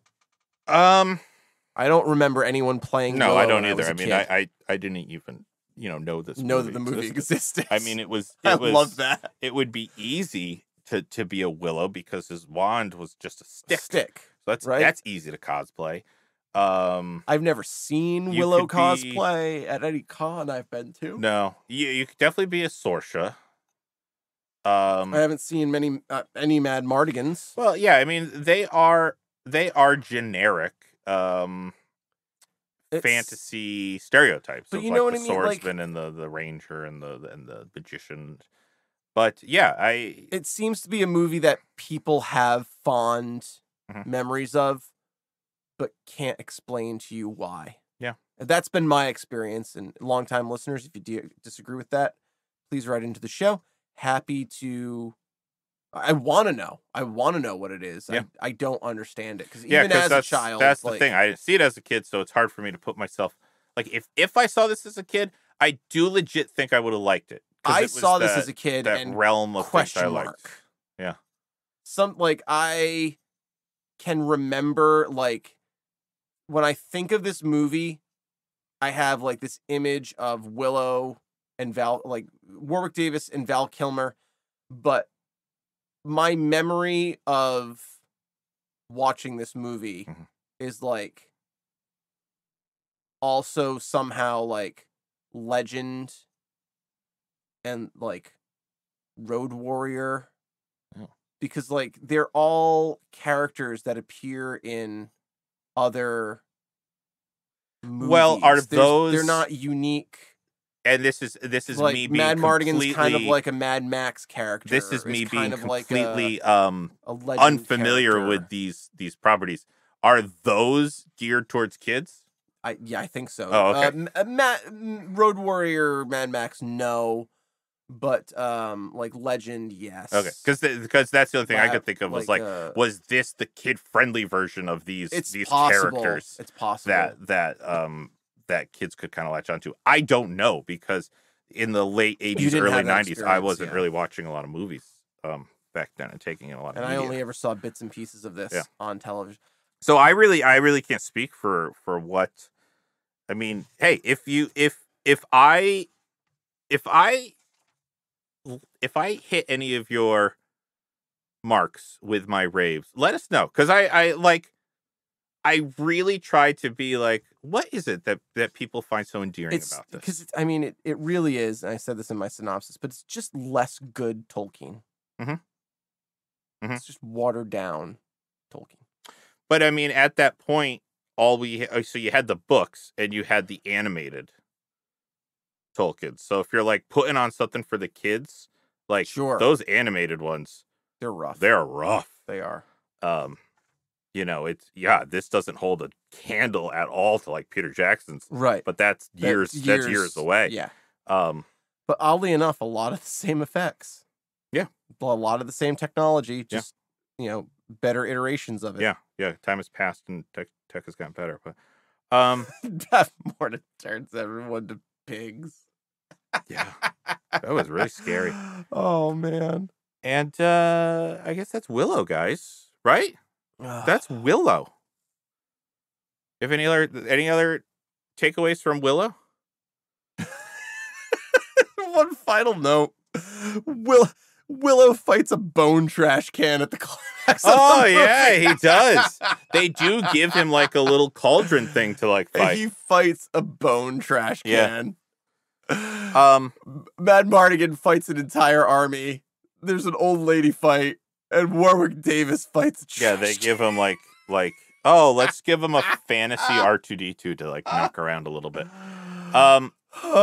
This is a metaphor for the movie. This is how little I knew of Willow going into this movie. When we pulled it up on Disney Plus, like the screen, like when you hit play, like it shows like and it's a scene of Sorsha and Mad Mardigan and Willow like on horseback, like all within the same frame.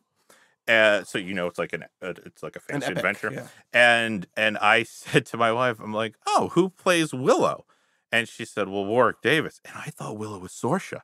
Like I thought Willow, and probably because the other Willow I know of is Buffy. So I see another redhead girl, and I'm like, oh, it's Willow. Maybe Willow and Buffy was an homage to this Willow. Who plays Willow? No. Warwick Davis. Wow. Oh, I was very wrong. That's not. Warwick Davis looks great.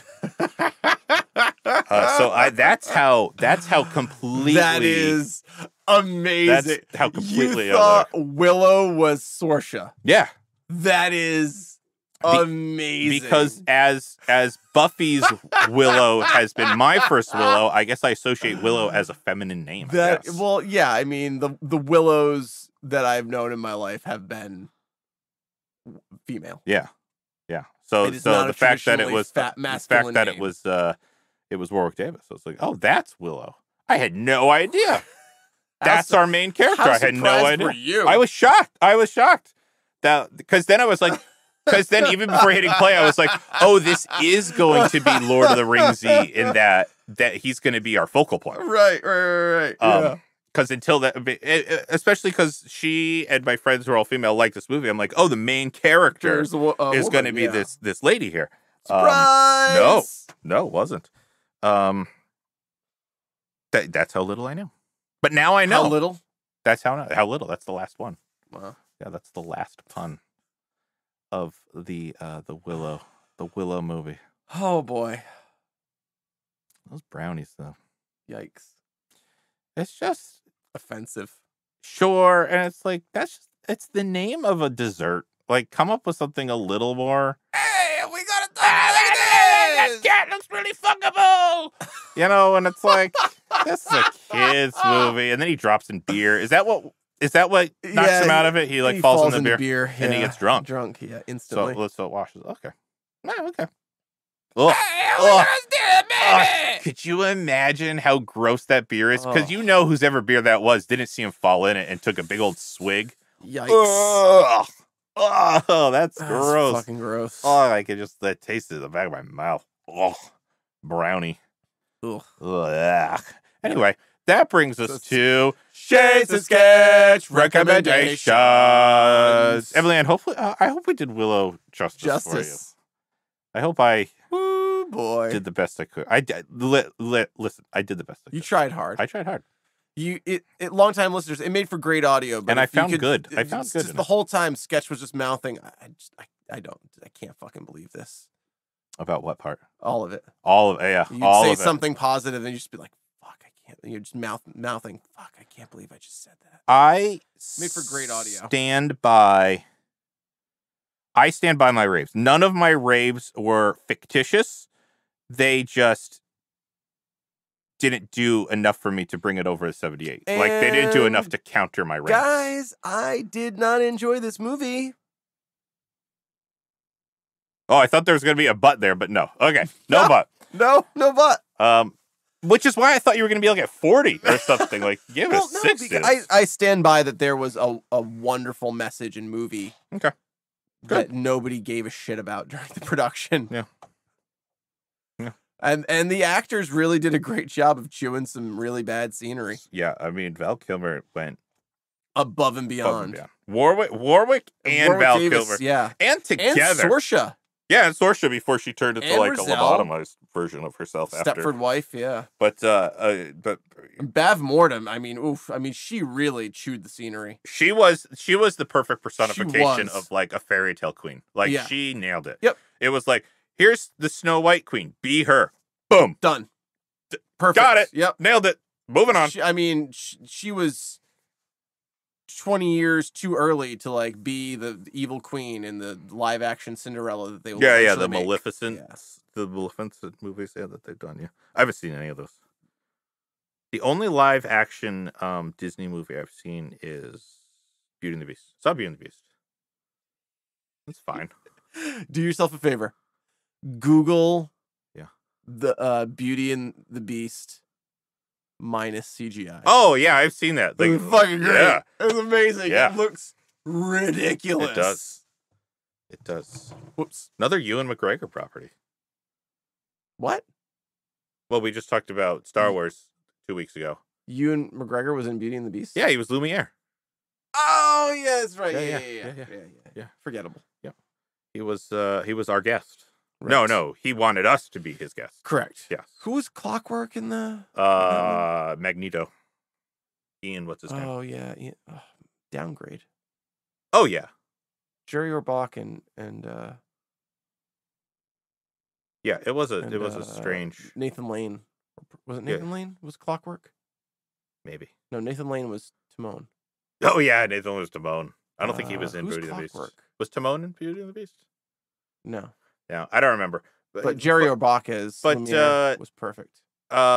Beauty and the Beast was kind of just before they were starting to get like star power as their voice actors. There's a lot of auto tuning in that. Yeah. So they're just starting to. Do you ever see Christopher Robin? The Ewan McGregor live action one? No. Very good. I did see the actual Winnie the Pooh. It was on display in.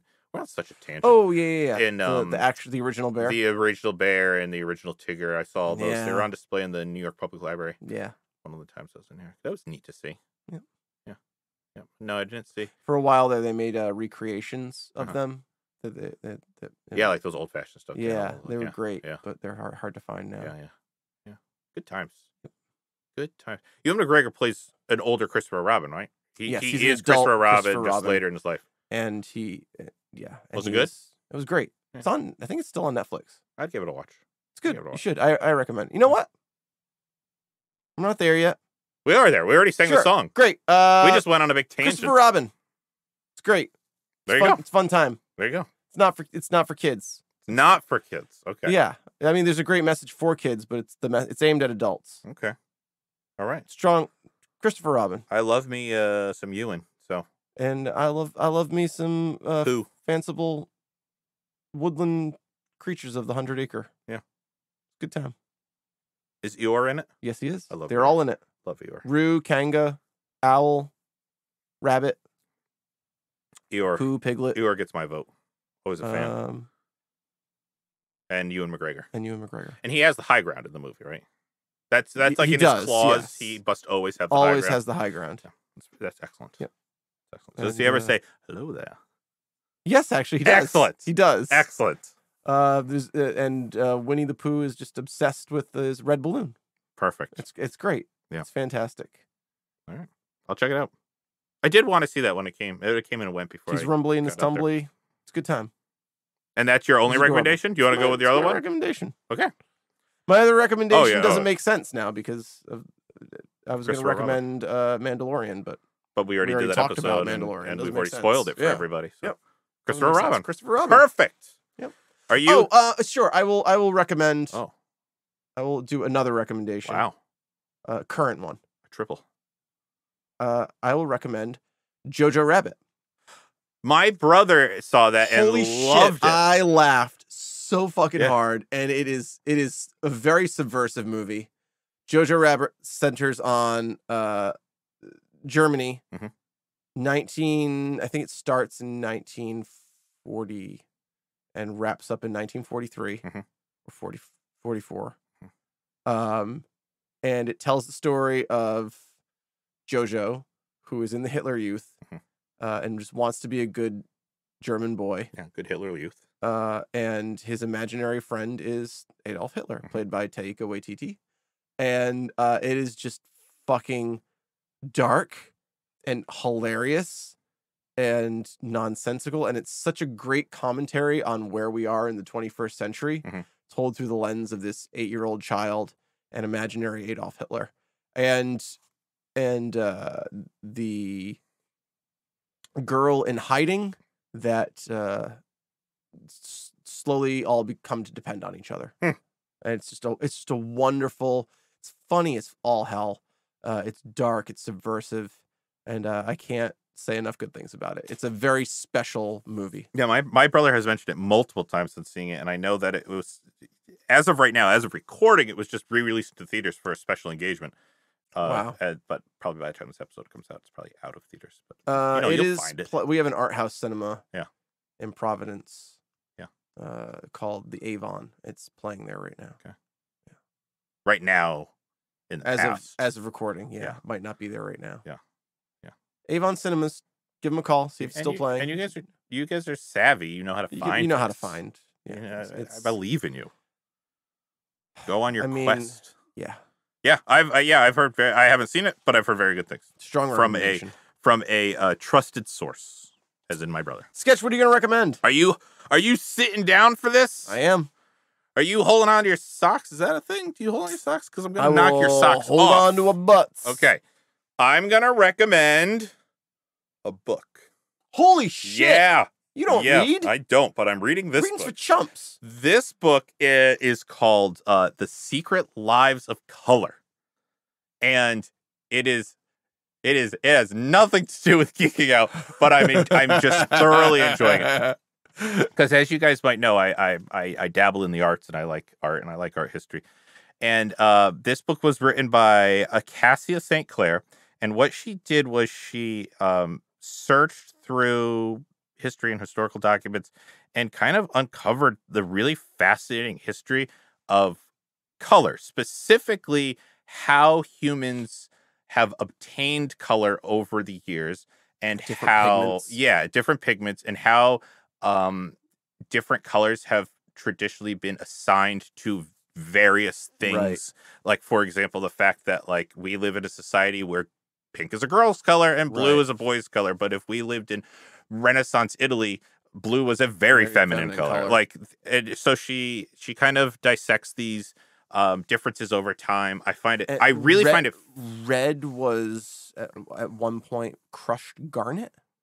I haven't gotten to the red chapter yet. Each chapter's different color. That seems like. Well, one of the I do know this. One of the most opulent colors, and one of the most the rarest colors to get was what eventually became royal purple, which was purple because it was only worn by royalty. Because the only way you could manufacture this color was a gland in a snail that only lived along the coast of a very small portion of Great Britain. Right. And it was incredibly painstaking to get, and so only the royals had this purple. Right. And so it's a very interesting rarer story. Than gold. Yeah, and it was just a really interesting. It's a really interesting. How do you history. even find? How do you even figure that out? And that's what's so Like, fascinating to me about this. Who this, thought that to like cut open a snail Yeah. gland? And there were color merchants. How many? And I'm like, oh, I missed my. Do you have to kill? Oh, and cut open. Oh, and when you read, how much royal purple does that gland produce? Very little. I mean, you're talking thousands of snails, right?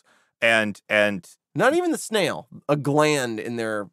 Yeah, that gland, body. you need so many to make anything of any Snail substance. Holocaust.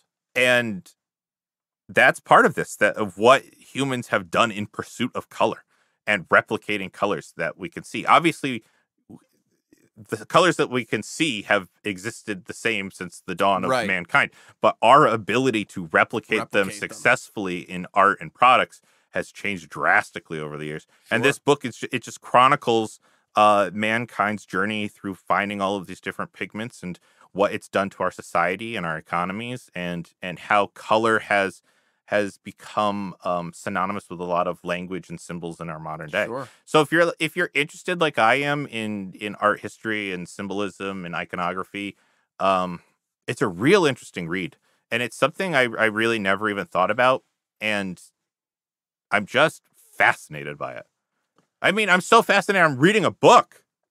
A book. Shocking. There are no wizards. There's no X-wings. No dragons. No no pictures. Wow. Each chapter, though, does start with a swatch of the color they're talking about. So that is helpful. Okay. I just find it incredibly interesting. Obviously not for everybody, but if you're interested in the art world, I highly recommend The Secret Lives of Color by Cassia St. Clair. Okay. Really cool. Sketch, you gonna take anything? Yes, I am. Without a doubt, I'm taking something from Willow. I'm taking this little satchel of Pixie Love Dust. Oh, dear God. Because you never know. You never know when you're going to need it. You know? I can't think of a situation in which I would need that. Just, I'm happily married. Watch your back. I might be sprinkling it upon you one of these days. Not going to leave my drink uncovered. If in the GOCO guys, if we ever have an episode where Shades is just alarmingly positive and loving, you'll know why. He got into my pixie catnip. Or Sketch dosed me. Yeah, I just needed to, just for a break. Just a break. Yeah. I'm guessing I know the answer to this, but are you taking anything from Willow? I am. Oh. I am. I was not expecting this. Taking the wand? I was going to take the sword because I thought it was more significant than it actually was, but it was just a random sword that he picked up. Just a random sword. Just a random he had sword. a nice set of armor. He did have a nice set of armor, but I don't think it made it to the end of the movie. Not in one Do you know piece. why? Because I took it. I'm taking the armor. All right, Chase took the armor. Won't protect you against my pixie dust. Nope. Or brownie dust, I guess. I guess. Because they're not. Ugh. They're kind of pixies. I don't want your shit dust. Well, it's. I'm just spreading a little love. No, thank you. It was. Blast shield down. It was the most. No, I was gonna say the most whimsical part of the movie, but it wasn't. It was just weird. It was just bizarre. But I'm gonna take it. Sure. Because you never know. Could you just imagine like super pop culture geek warrior with like lightsabers and brownie dust, everything, and also just a little packet of brownie dust? Jesus. Brownie dust sounds like a drug, actually. What is it? Brownie dust sounds like brownie a drug. Dust. It does. Like the kind that like makes teeth fall out of your head. Hey kid, want some brownie dust? You wanted a brownie dust? First, it's free. Is that what drug dealers still do? That's no what idea. Dare always told me. That is what Dare always told me. The first shit would be free. Oh man! But we didn't talk about brownie dust in Dare. We did not talk about brownie dust in Dare. That's why it's such an epidemic. Sure. Yep. Oh man! I found my Dare graduation T-shirt recently. Yeah.